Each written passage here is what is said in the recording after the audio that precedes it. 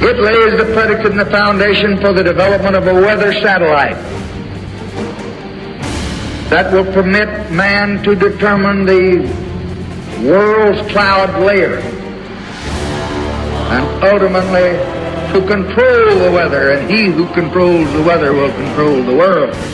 How can there be well over 100-degree difference in temperature within the borders of the U.S. lower 48 states? Climate engineering is how, and it happened again this week.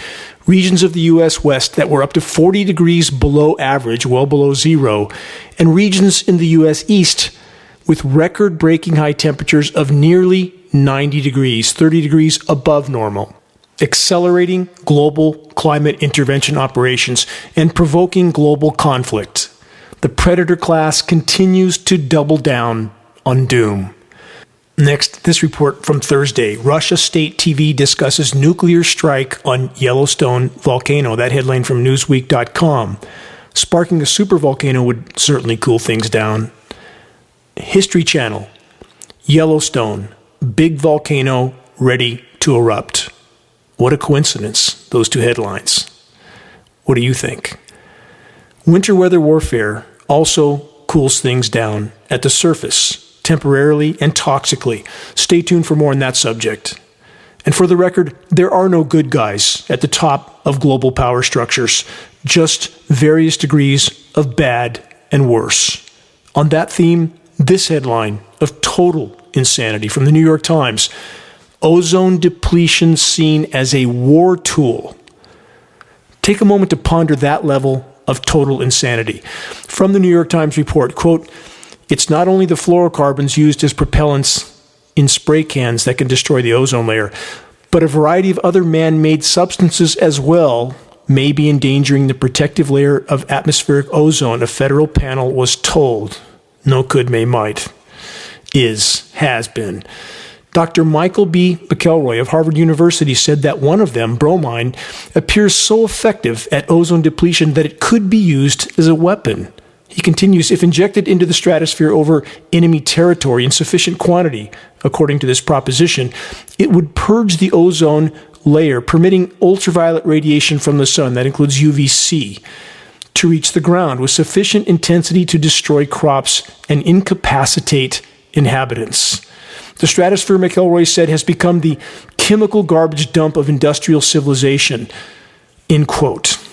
And Dr. Frank S. Rowland of the University of California at Irvine was quoted in the Times report saying the following: if the rising trend in spray can use continues within 50 years or less, the ozone layer will have been reduced from 10 to 40%. This, in effect, Mr. Rowland says, on skin cancer, climate, and agriculture would be, quote, catastrophic.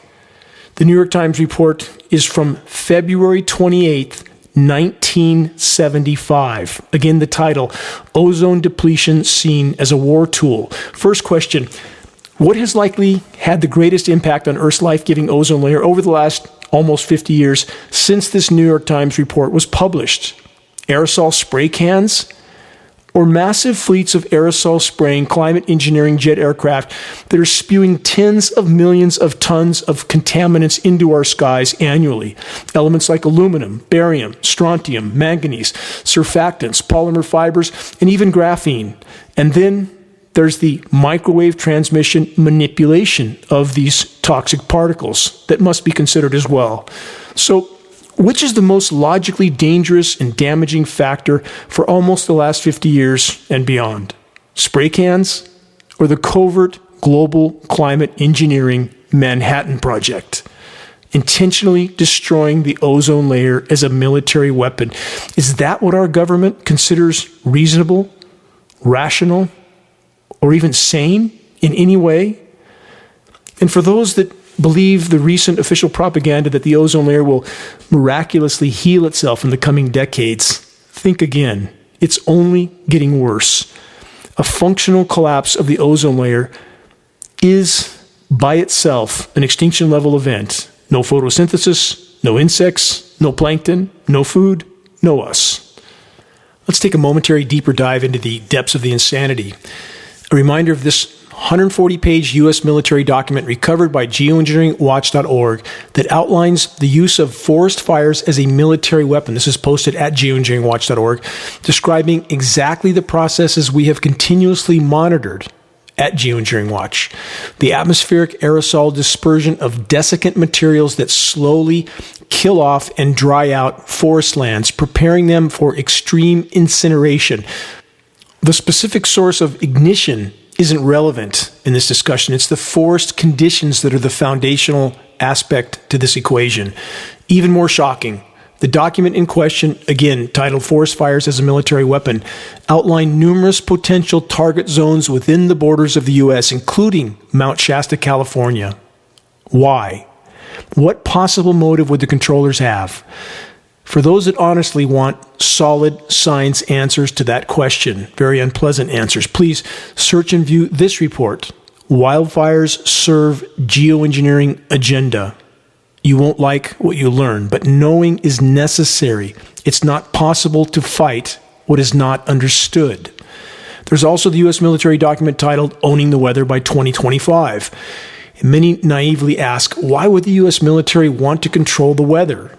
Response, why wouldn't they? A covert weapon of war with which populations anywhere and everywhere can be controlled or crushed without those populations ever even knowing they were under assault. Even populations within their own boundaries. Populations that the increasingly desperate criminal cabal masquerading as our government knows that they are losing control of. And as those populations wake up to what's been done to them on countless fronts, will they take to the streets with their proverbial pitchforks and torches looking for all those responsible for what's been done to them and all those that helped to cover up those crimes, aka Matrix Media and everyone involved with it? Climate engineering operations, including the increasingly severe engineered winter weather scenarios, serve as a means to temporarily and toxically mask the true severity of unfolding climate collapse and planetary meltdown, while paradoxically worsening the overall heating of the planet in the process. How desperate are the controllers? Some of the so-called scientists that serve them have openly discussed what they see as the potential benefits of utilizing nuclear detonations to help cool the planet. Any such notion is truly the epitome of human hubris and insanity.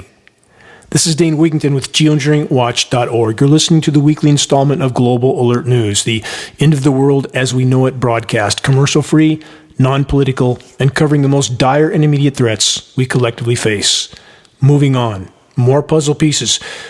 From this week, this new report, while going through the following new articles, consider that some in the ranks of the controller class, again, have pondered using nukes to try to cool the planet. From Earth.com, this risk of nuclear winter underestimated by most people. From that report, a new study led by the University of Cambridge has found that there is a significant lack of awareness among both U.S. and U.K. populations. No accident that there is such a lack of awareness regarding the possibility and effects of a, quote, nuclear winter, the potential for long-term environmental and public health consequences from any exchange of nuclear weapons. The analysis revealed that only 3.2 and 7.5%, respectively, of the participants from the UK and the US were familiar with such a phenomenon. Let's continue, same theme this week from Forbes.com. This report, no sunny days for a decade, extreme cold and starvation, quote, nuclear winter, and the urgent need for public education. From the Forbes report, nuclear warheads striking cities would cause firestorms and send huge amounts of soot into the stratosphere. Temperatures would drop around the world, leaving many places at sub-zero temperatures. Mass crop failure, international trade in food suspended, mass starvation. Hundreds of millions of people, even in countries distant from the conflict, would die. Soil and water close to where the nuclear weapons were used would be contaminated. This all sounds bad, but in reality, if any nuclear exchange occurs, on top of all the damage already done to the planet, game over. Again, some so-called science circles are openly discussing the use of nuclear detonations to provide temporary cooling for planet Earth. If it happens, it's the end of the road. And if we're somehow able to avoid a nuclear bomb Armageddon, does that mean we all live happily ever after? Truly, it's hard to know where to even start on that question. The triple nuclear meltdown at Fukushima is an ELE by itself, extinction level event, if other factors don't do the job first, which is by far the most likely scenario. Chernobyl is again rearing its head. The sarcophagus is deteriorating and disintegrating. Nuclear radiation is the gift that keeps on giving. And then there's the other 440 aging and deteriorating nuclear power plants all over the globe. Question what happens to them when civilization collapses? That blank isn't hard to fill in. Again, game over, many times over. And the not-so-sane human race is building 60 more nuke plants right now. Welcome to the asylum. Oceans are all but dead, plankton populations have crashed, insects crashed, wildlife crashed, crop production crashing, empty store shelves coming soon to a location near you. And after that, a supercharged version of Mad Max. Perhaps comparable to the movie The Purge, but on a global scale, with no stopping points till the brutal, bitter end. Yes, this is a solid bombardment of bad news, and there's many more breaking reports to come that most haven't heard a thing about by design. But remember, there is zero chance of turning the tide without fully facing the unspun truth. And what has the Matrix media bombarded us with for much of this week? The ongoing courtroom drama of a single murder trial. Near-term planetary omnicide closing in from countless directions, and the vast majority see nothing wrong. Their iPhones work, Walmart's open, Costco's stocked up, and there's no shortage of Big Macs. What could be wrong? The money printers control the illusion. They control the matrix. They control public perception, or rather, all too often, the lack of it. They control the crime syndicate known as the U.S. government. Here's a nugget of timeless wisdom from an exceptional human being that once walked among us so long ago. Though I have made mention of this quote in the past, it needs to be heard again. How does it become a man to behave towards the American government today? I answer, says Thoreau, that he cannot without disgrace be associated with it. How true that is, and how few are willing to face it. If you think that those in power are here to protect you and your posterity, time to wake up. From foreignpolicy.com, this headline from this week: China doesn't want a geoengineering disaster. The report states Beijing and Washington share an interest in rules for climate experimentation. They certainly do, don't they? No matter what the surface tensions and conflicts, the climate engineering cooperation and cover-up between all major powers continues. More from the Foreign Policy Report. In high emissions scenarios, the cost of adaptation to a warming planet could reach $500 billion annually in developing countries alone by 2050, according to a United Nations estimate. Let's stop for a moment to correct the record on that statement. On the current course, no one will be here in 2050 or 2040 or likely 2030. Not opinion, statistical trajectory. This report continues with this. But there's a big problem with geoengineering. The research and development of geoengineering interventions lie almost entirely outside the reach of existing international law. Without a robust global governance framework, they say, and clear guardrails to prevent unilateral deployment, this could potentially unleash geopolitical as well as ecological havoc. Too late. Over 75 years, too late. Damage done. There's no going back.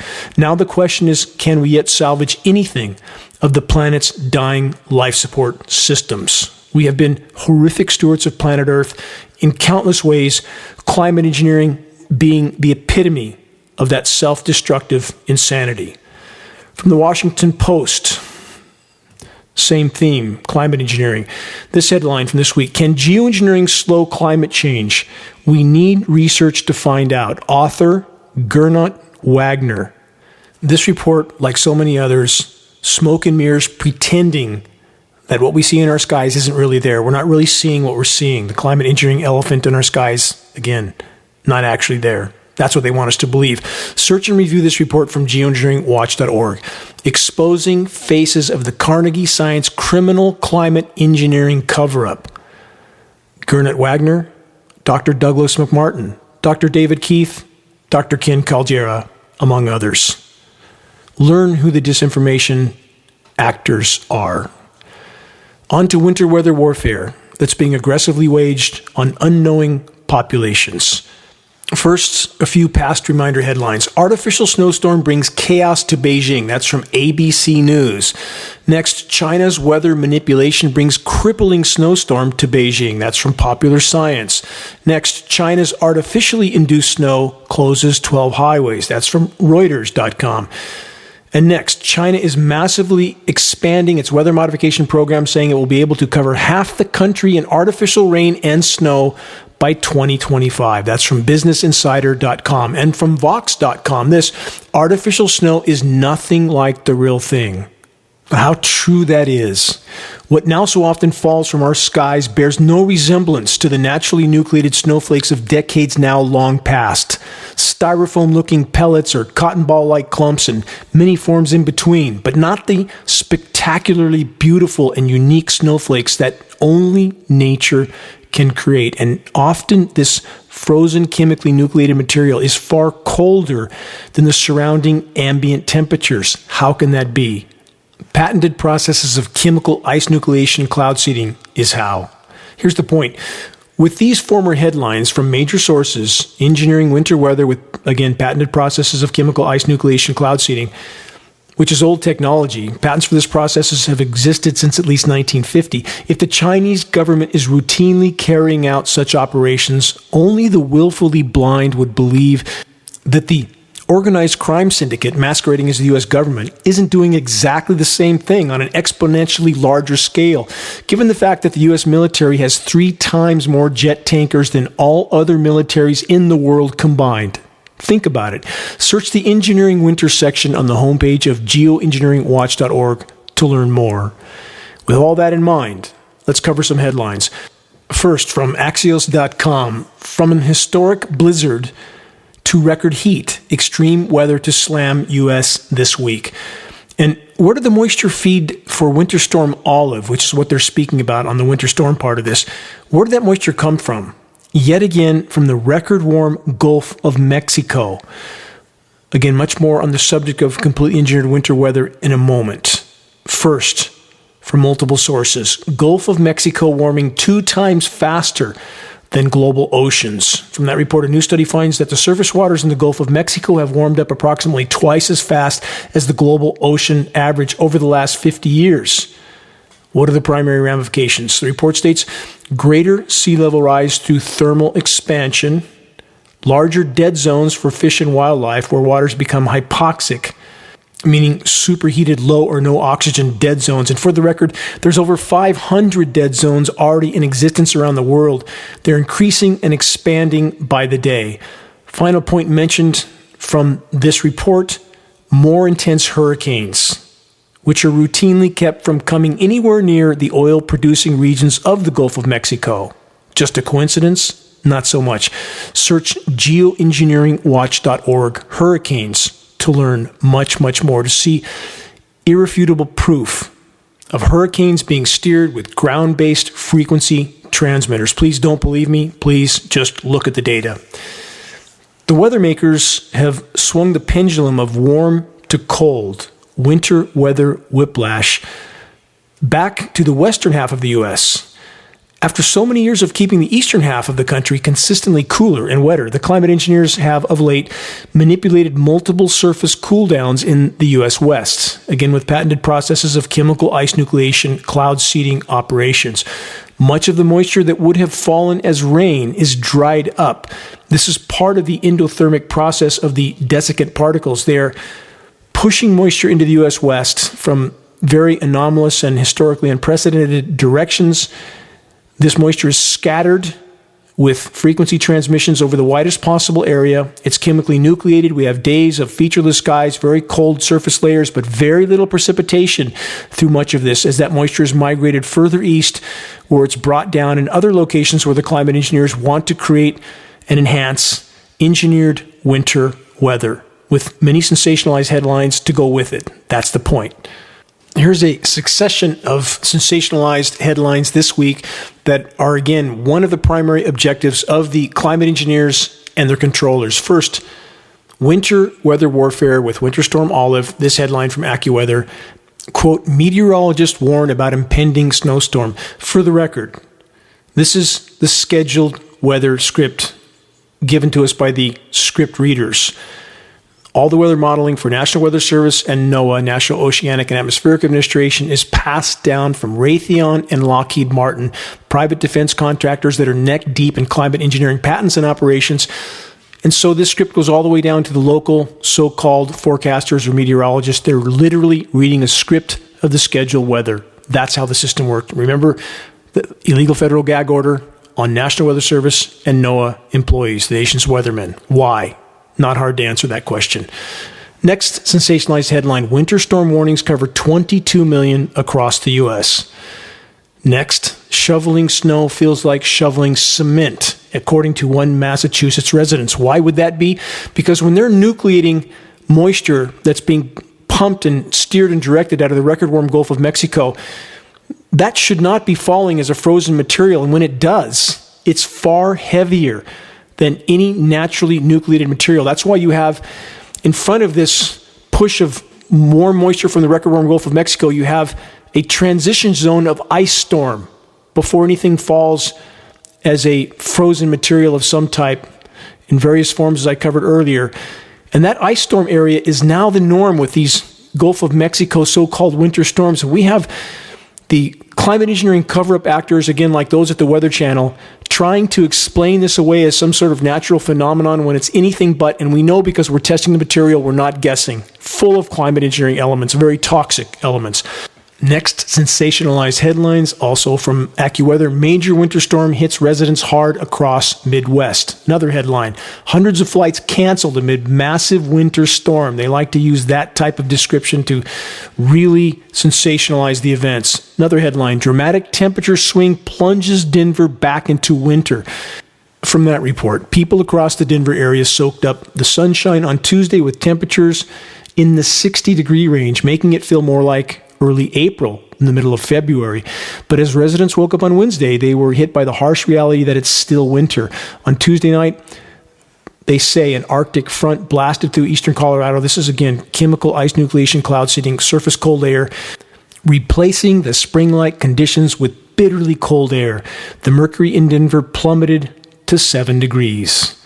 Winter weather whiplash. In fact, about 6 weeks ago, Denver plummeted 74 degrees in hours, from 50 plus degrees above zero to 20 plus degrees below zero, again in hours.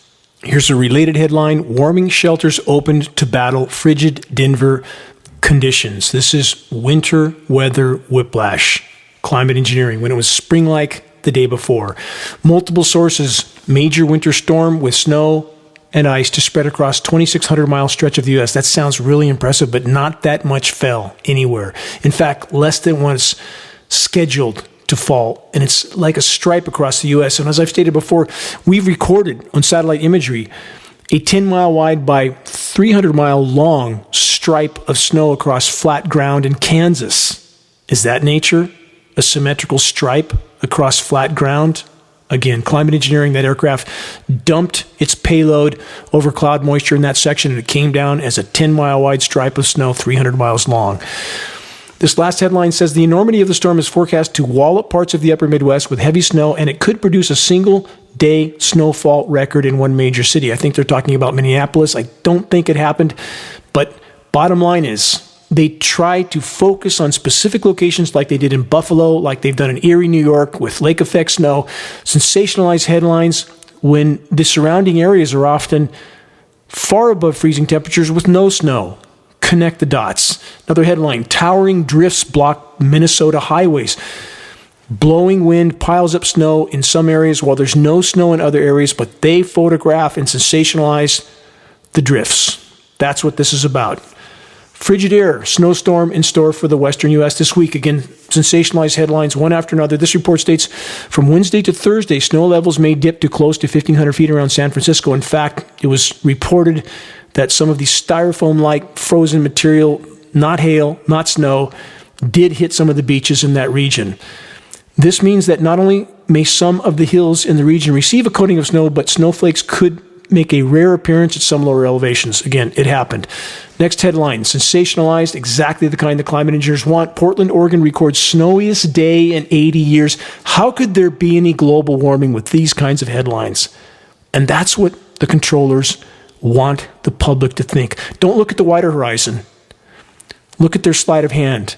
Look at their engineered, localized events. Whiplash cool downs in spite of record warm temperatures for so much of the year, record incinerations. But when you see a headline like this, people forget all about that.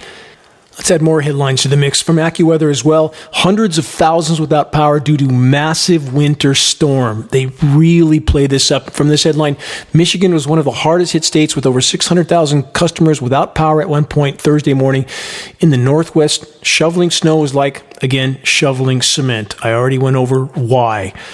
And one more not so fun fact about what's in the snow, as our lab tests prove, surfactants. Surfactants are what make soap and slippery, soap-soaked snow. How's that to drive in? That's not hard to figure out given everything that we see happening. How many thought they knew how to drive in the snow, perhaps from years of experience, that we're in for a rude awakening? A few more sensationalized headlines, then I'll move on to the wider horizon, and it both need to be considered to understand what's being done, why, and what the background picture actually is. Very unusual snow event in the Bay Area, aka the San Francisco region. Yes, very unusual. Chemical nucleation. Next headline, nearly entire population of California expected to see snow. Every single matrix media source trumpeting these completely sensationalized headlines, and it works. It makes so many in the population, especially people around other parts of the world and the country, believe that everything's fine in California now. All this rain, all this snow, couldn't be further from the truth. I'll get to the levels of the largest reservoirs in the state shortly. Stay with me. Another headline, SoCal sees wild weather shifts as dangerous blizzard heads into region. Another one on the engineered winter weather warfare from the San Francisco Chronicle. Bay Area weather is set up to dramatically change, bringing extreme cold and snow. We know that happened. One more from the San Francisco Chronicle. Why California was hit with unusually cold weather despite planet's extreme warmth. This is part of the manufactured lie that the protracted warming of the planet will also create these very anomalous cool downs. That is a lie. That is false. This is where the climate change term came from in 1998, when climate intervention operations were radically ramped up globally because 98 was the warmest year ever recorded that point in time. They elected to double down on these events. They knew they would be creating these flash freeze winter weather cool downs, so they needed a term that would make people believe that this was part of the warming process, which it isn't. The term was, of course, climate change, which they can incorporate all these sort of non-natural events into that and pretend it's part of the overall warming. That's a lie. The parade of winter storms, this report says, that engulfed the West Coast back in January is largely responsible for California's unusually cold weather compared to most other places in the world. Keep in mind that much of the moisture that's been diverted into the west has been dried up with the operations that scatter that moisture to create a larger cloud canopy and to create the surface cool down. Much of that moisture is dried up in the process. It's called an endothermic reaction. That's why the streams, for example, where I live in Northern California, many of the seasonal streams are not even flowing right now. And again, the lake levels are not anywhere near where people think they are. Again, I'll get to that. And the timing of this, very important. For the last 5 years running, the climate engineers stage such a flash freeze after the agricultural regions where orchards are have begun to bloom. This will kill most of them. Not an accident. We see the same scenarios happening around the globe. Flash freeze, flash drought, flash flood in regions where there is agricultural production. Couple more headlines on this theme. Please bear with me. I'm trying to paint the picture or make clear what a concerted effort there is to sensationalize what's occurring. For the first time in 34 years, this headline states, the National Weather Service issued a blizzard warning for Southern California mountains. And that headline is a home run for the climate engineers and the controllers, exactly the kind that continues to confuse populations about the true extent of planetary meltdown. But what's unfolding can't be hidden for much longer. Wait and see. From the UK Express, Siberian snowstorm set to engulf whole of UK by March as beast from the east returns. The report states the entire UK could be blanketed in snow, according to the latest long-range weather forecast, as bitter Siberian chill engulfs the country. It's not a forecast. It's the scheduled weather. It's exactly what it is. A long-range forecaster at the Met Office warned that a sudden stratospheric warming event, an SSW, could see the winter weather last well into March. Again, for the record, not a forecast. This is part of the atmospheric manipulation that goes hand in hand with what climate engineers are carrying out on the surface. Final headline, major storm to bring blizzard and feet of snow and flooding rain to Southern California. The report states heavy wet snow. Again, we see that term all the time, and that makes people think it's normal when it's not. It's not historically normal at all. Heavy wet snow to mix in over the hills in the region, and a slushy accumulation can begin around 1,000 feet in elevation. There's a risk that enough clinging snow could fall between 1,000 and 2,500 feet to cause tree limbs to break and power lines to come down. This material is very adhesive. It's part of the chemical ice nucleation material. It causes, again, ice storms, sticks to trees, sticks to foliage, sticks to power lines, does a tremendous amount of damage. Not nature, not naturally nucleated snow. With all this in mind, all this sensationalization of engineered winter weather events, what's the bigger picture? There are now so many days with featureless white or dirty white skies, with a haze in the air, lifeless air, brilliant true blue skies, and well-defined brilliant white cumulus clouds are now all but gone. In my location in the dying forest of Northern California, on the east side of still almost half-empty Lake Shasta, the engineered flash freeze surface cool down initiated early last week. On Tuesday afternoon, though no precipitation for my region was scheduled, jet aircraft were audible flying overhead with a cloud formation that was migrating through our airspace. And shortly after, an avalanche of what looked like small styrofoam balls poured out of the now diffuse and unnatural-looking cloud cover. And shortly after, the whole cloud formation began to blow apart, with an extremely cold layer of air pouring down to surface levels. Again, patented processes of chemical ice nucleation cloud seeding operations.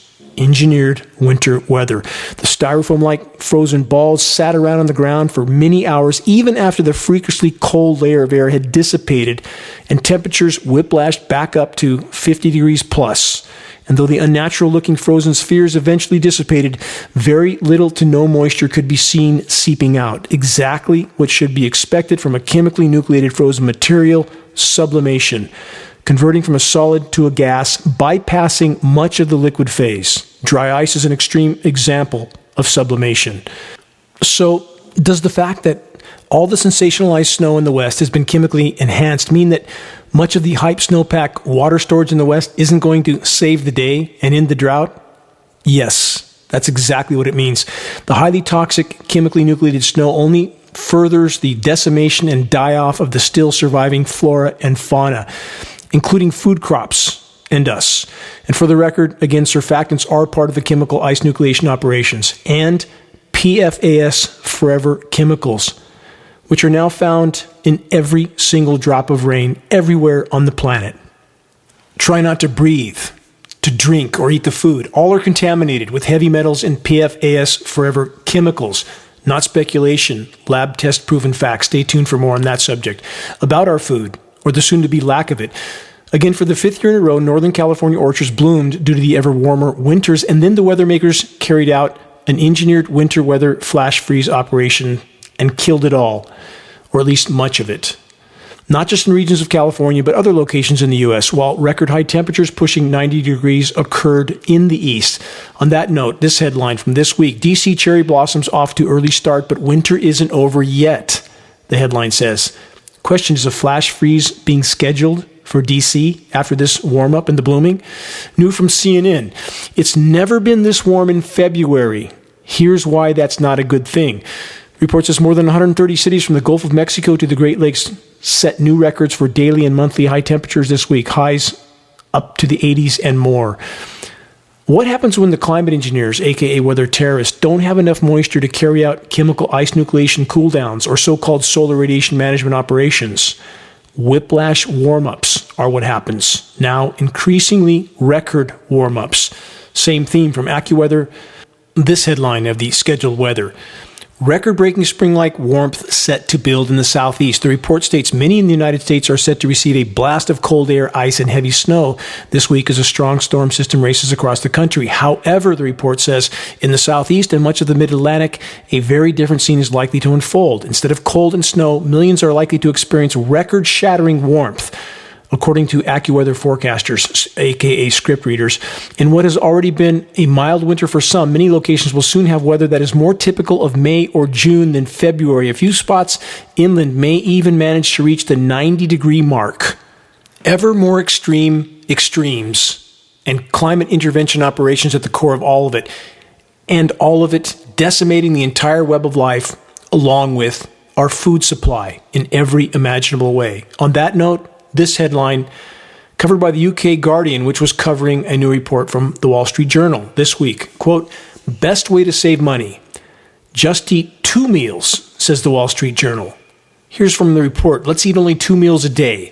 Back in the 90s, North Korea, which was suffering through a terrible famine, adopted a slogan which cheerfully asked its impoverished citizens to eat less. Decades later, it looks like the Wall Street Journal wants to bring that slogan home to America. Quote, to save money, maybe you should skip breakfast, end quote. Headline from the Wall Street Journal. It's a recent piece documenting inflation in breakfast foods like eggs, which is honestly quite a restrained take for the Journal.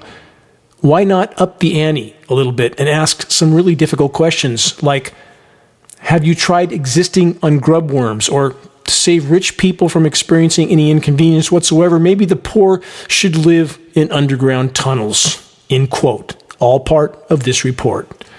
So there you have it from the Wall Street Journal. Short on money? Just stop eating. You're listening to the weekly installment of Global Alert News, the Bad News Broadcast, installment number 394, February 25th, 2023. This is Dane Wigington, your host.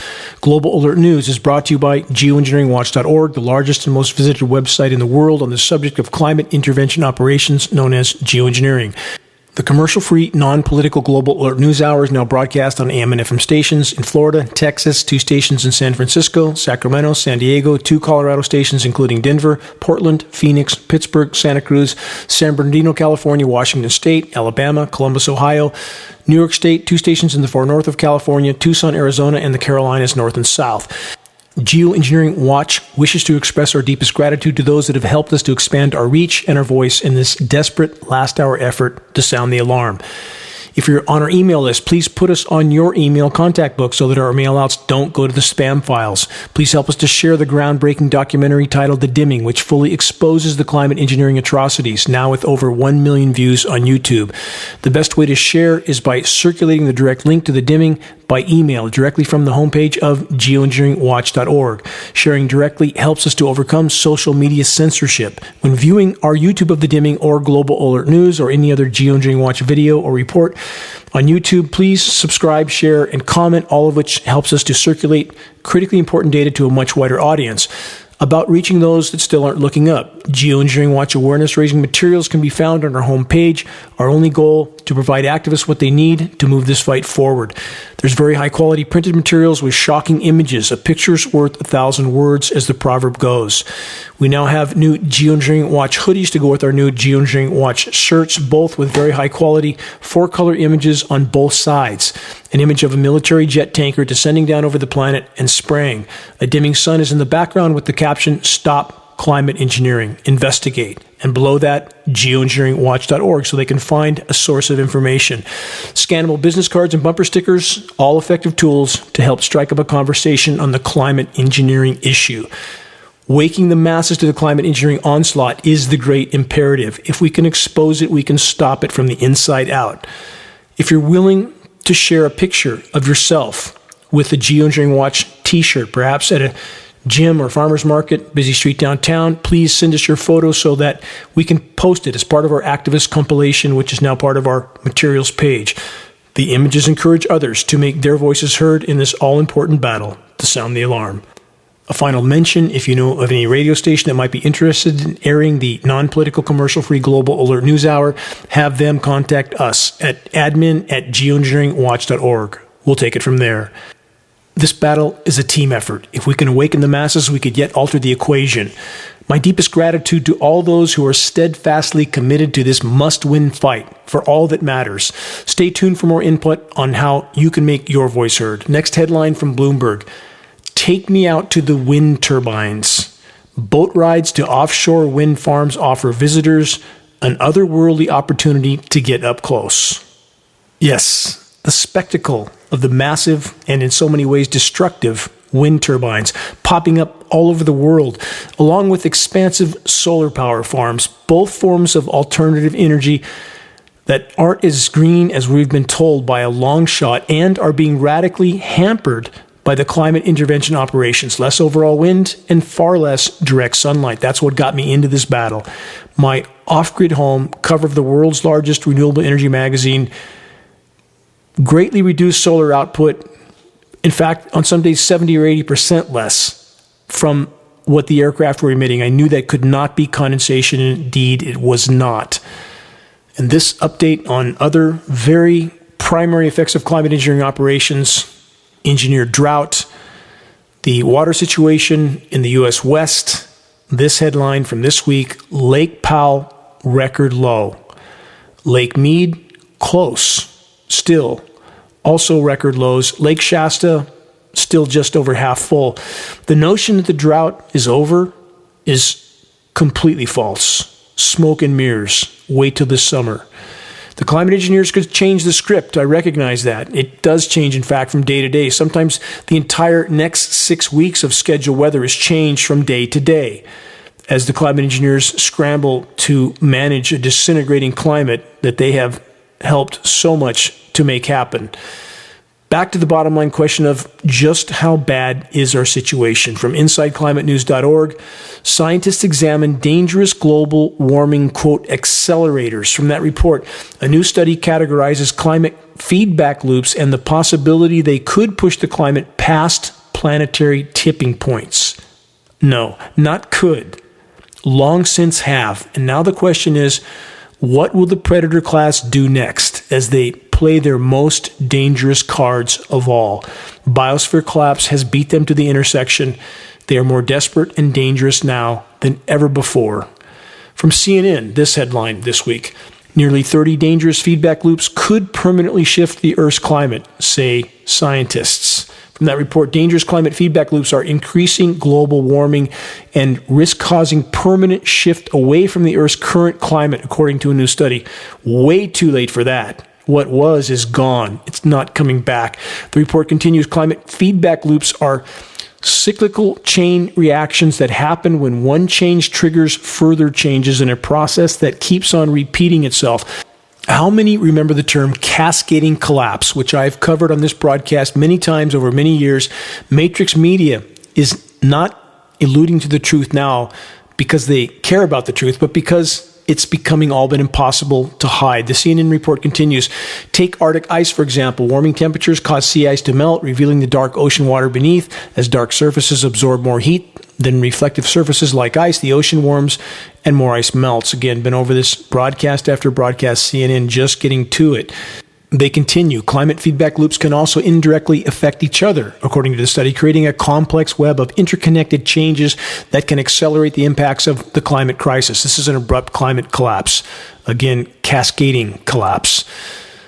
More from CNN, there is a risk that some of these feedback loops could trigger climate tipping points. Again, we're well past that. For example, feedback loops accelerating Arctic ice melt could ultimately cause the Greenland ice sheet to collapse. Already underway. Then this from CNN. In the worst case, if amplifying feedback loops are strong enough, the result is likely tragic climate changes that's moved beyond anything humans can control. End quote from CNN. Already there. Climate engineering, weather warfare is further fueling the doom spiral. Final statement from CNN. It's too late to fully prevent the pain of climate change, but if we take meaningful steps soon while prioritizing human basic needs and social justice, it could still be possible to limit the harm. And if pigs had wings, they could fly. That's how absurd this is. When you're through the guardrail, you can't say if we put some new brakes on the car, everything might be fine. The so-called science community needs to summon the courage to start telling the truth, the whole truth, while it still can make a difference. Moving on. More that Matrix Media is trying to cover up. From the IndianExpress.com, India records over 1,000 forest fires in 1 week. From that report, with temperatures soaring above normal, India witnessed a whopping 1,156 forest fires during the last week, significantly worsening the air quality index. India is literally blanketed in forest fires, and we hear exactly nothing about it from Matrix Media. Next, from the UK Guardian, Australia faces unprecedented wildfires next summer, supercharged by global heating. The report says fuel loads that increased after heavy rain are now drying out and creating powder keg conditions for future fires, the report warns. Australia should prepare for wildfires on a scale not experienced before.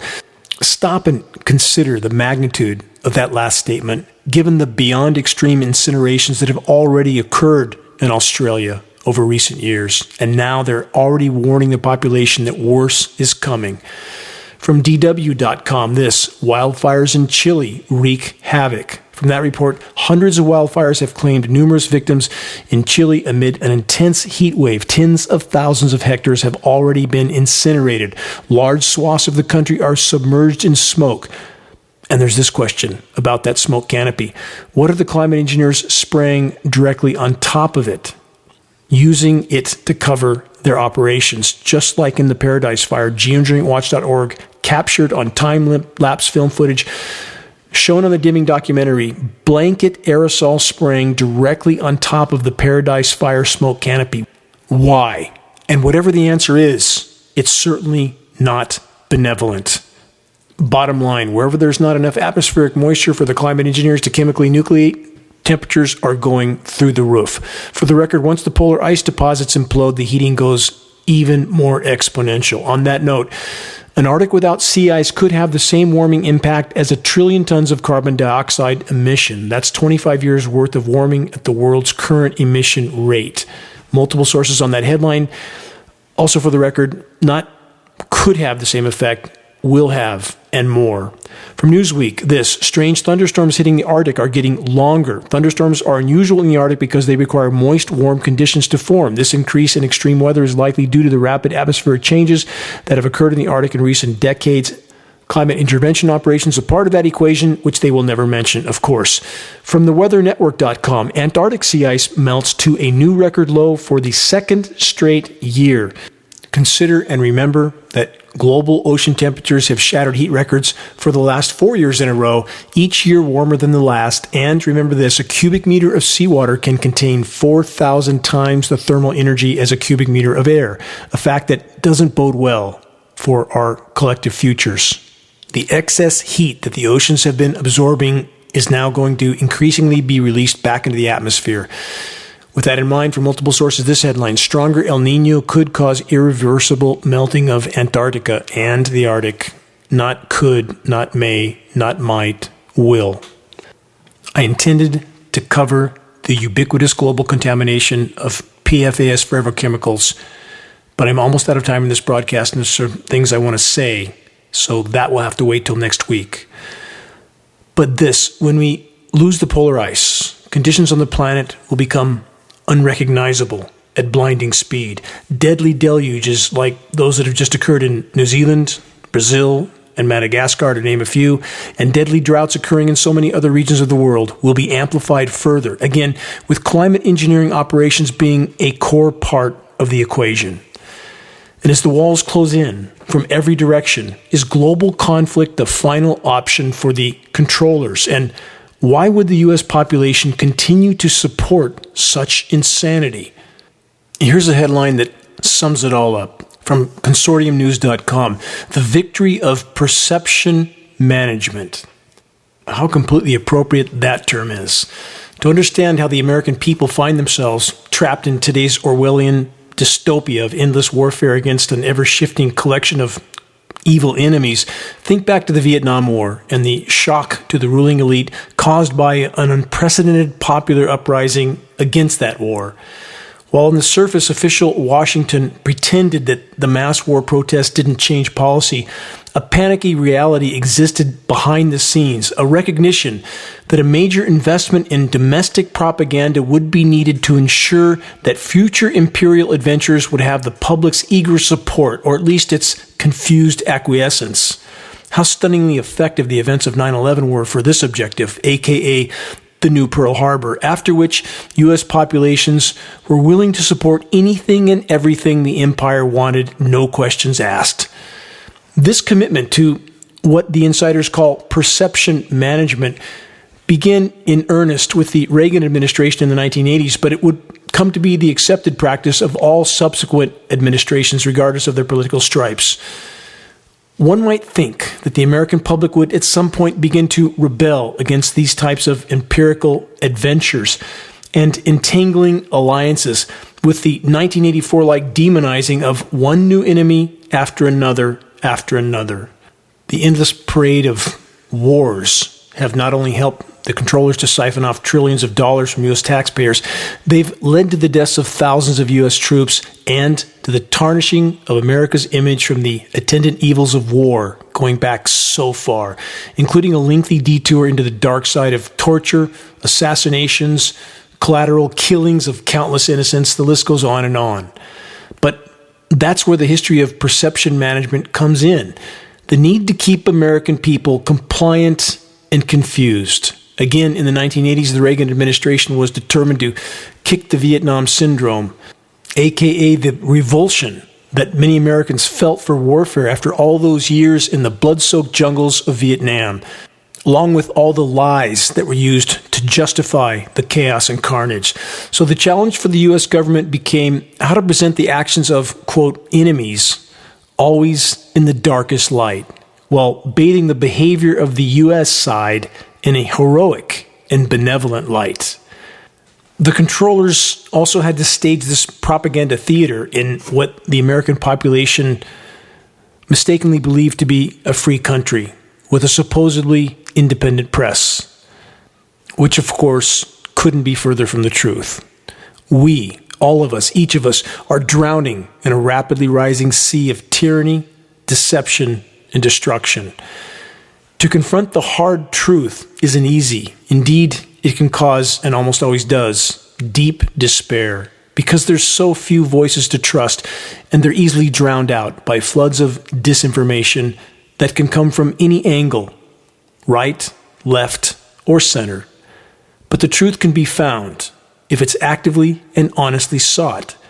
We have a God-given sense of reason for a reason. It's up to each of us, up to all of us, to make the most of it.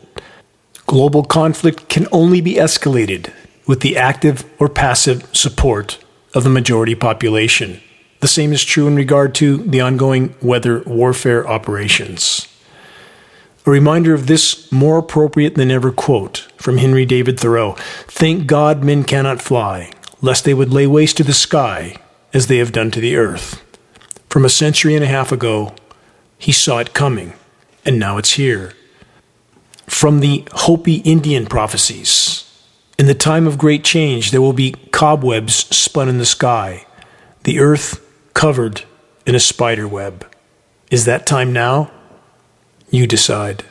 It would certainly seem so. And even now, so many are sound asleep at the wheel, driving on autopilot, programmed to reject any information that conflicts with their programmed perception of what really is and isn't.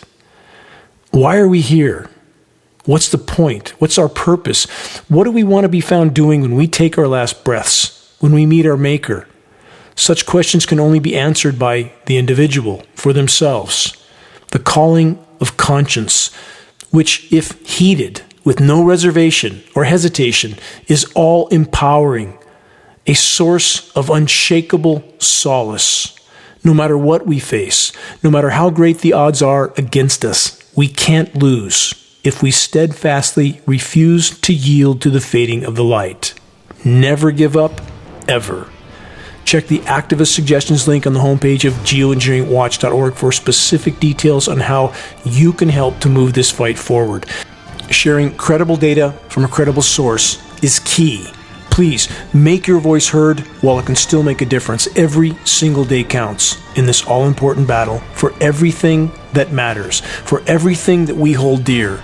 And if we stand together, our collective efforts can yet make a difference even at this late hour. Until next week, this is Dane Wigington from geoengineeringwatch.org.